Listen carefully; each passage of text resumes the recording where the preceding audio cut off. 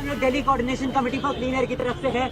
आज हम लोग यहाँ पे इंडिया गेट के सामने जुटे प्रदर्शन करने के लिए, निहत्थे प्रदर्शन करने के लिए। हमारे हाथ में कोई हथियार नहीं है। दिल्ली की हवा इतनी जहरीली हो चुकी है जैसे एक दिन में 20 से 30 सिगरेट पीना। इस पोल्यूशन के वजह से इंडिया में लगभग हर साल 20 लाख लोग मर जाते हैं। वहीं इन सब को लेके हमारे पॉलिटिशियन कुछ भी नहीं कर रहे हैं। AQI मॉनिटरिंग स्टेशन के आसपास वाटर टैंकर से छिड़काव चल रहा है। ये ट्रक हैं जो लगातार पानी का छिड़काव कर रहे हैं। आप देखिए, ये दूसरा ट्रक देखिए, ये लगातार पानी का छिड़काव यहाँ पे चल रहा है।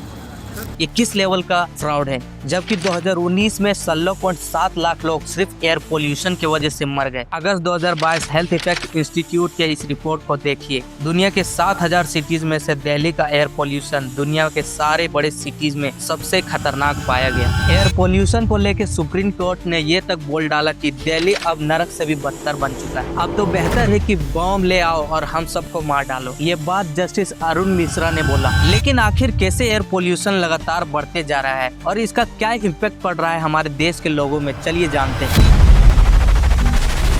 बोला जाता है कि दिल्ली का पोल्यूशन हर साल बढ़ते ही जा रहा है, लेकिन क्या ये प्रॉब्लम सिर्फ दिल्ली के लिए है या फिर सर्दियों का प्रॉब्लम है सिर्फ, या फिर पूरे इंडिया के लिए ये प्रॉब्लम है? स्टेट ऑफ ग्लोबल एयर के इस रिपोर्ट को देखिए। इंडिया में हर साल लगभग 21 लाख लोग एयर पोल्यूशन की वजह से वक्त से पहले ही मर जाते हैं। ये आंकड़ा इतना बड़ा है कि इंडिया में ट्यूबरकुलोसिस, मलेरिया, HIV जैसे बीमारी से होने वाली सालाना मौत से भी ज्यादा है। इसका सबसे बड़ा कारण है PM 2.5। ये इतना बारीक और जहरीला होता है कि आपके सर के बाल से 30 गुना ज्यादा छोटा होता है। यूँ समझ लीजिए कि ये आपके ब्लड स्ट्रीम में आसानी से लंग्स के जरिए घुस जाता है और ये ब्लड के जरिए पूरे बॉडी में फैल जाता है। और ये प्रॉब्लम पूरे देश भर में है, भले ही थोड़े बहुत। वर्ल्ड बैंक और लिंकेड मेडिकल जर्नल की स्टडी इस बात को कंफर्म किया है कि इंडिया के 140 करोड़ लोग हर साल 365 दिन ऐसी हवा को सांस लेते हैं जो कि WHO के सेफ लिमिट से कई गुना ज्यादा है। लेकिन सबसे पहले समझते हैं कि ये PM 2.5 क्या है, जिसका फुल फॉर्म है पार्टिकुलेट मैटर 2.5। ये हवा में रहने वाला एक छोटा सा पार्टिकल होता है जो कि सिर्फ 2.5 माइक्रोमीटर होता है या फिर उससे भी छोटा,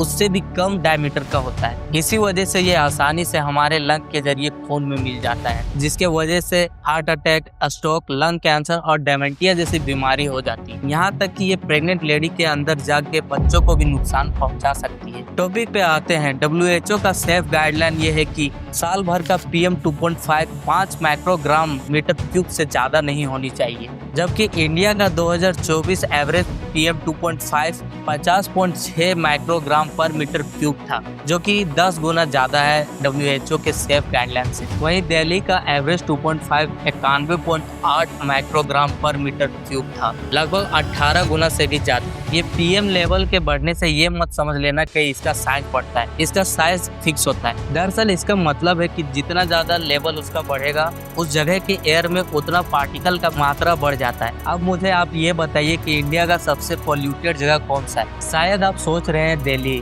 पर ये गलत है। इंडिया का सबसे पॉल्यूटेड जगह मेघालय का एक सिटी बैरनी हाट, जिसका PM 2.5 का लेवल 28.2 माइक्रोग्राम पर मीटर क्यूब है। इस जगह में पोल्यूशन के बढ़ने का एक मेन रीजन है इंडस्ट्रियल एक्टिविटी और प्रणाली को जलाने से। लेकिन इतना ज्यादा पोल्यूशन होते हुए भी हमारे गवर्नमेंट का कुछ भी एक्शन नहीं है ये सब को लेके। इस रिपोर्ट को देखिए, ये साफ बताया गया है कि दिल्ली का एयर पोल्यूशन सच में एक बड़ा गवर्नेंस फेलियर बन चुका है। इसके वजह से फ्लाइट डिले कर दी जाती है, स्कूल को बंद कर दिया जाता है, पर ये परमानेंट सॉल्यूशन नहीं है। लोगों को अपने हेल्थ को लेके खतरा महसूस होने लगता है। लेकिन दिल्ली का पोल्यूशन सिर्फ वेदर के वजह से नहीं है। सालों से पॉलिसी बनाई जा रही है, कोर्ट का ऑर्डर दिया जा रहा है, लेकिन फिर भी दिल्ली का पोल्यूशन को ठीक करने पे कोई भी काम नहीं किया जा रहा है। जो कि दिल्ली में विंटर में PM 2.5 का लेवल 16 से लेके 170 माइक्रोग्राम पर मीटर क्यूब तक चल जाता है, जो कि नेशनल सेफ लिमिट से 8 गुना ज्यादा है। और PM 10 का लेवल अक्सर